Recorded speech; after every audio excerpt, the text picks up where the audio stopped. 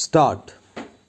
It is said that civilization has deprived man of his love of nature, and it is only necessary to observe the small proportion of city dwellers who delight in the out of doors life to find confirmation of this statement. Stop.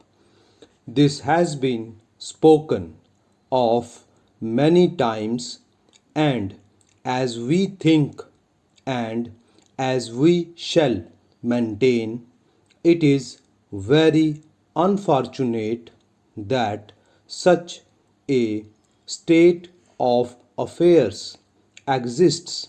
Stop. Nature is ever striving after perfection, and this is the one great lesson of life we have to learn, that the greatest happiness is to be found in the pursuit of perfection. For, as Stevenson says, it is more blessed to travel than to arrive. Stop.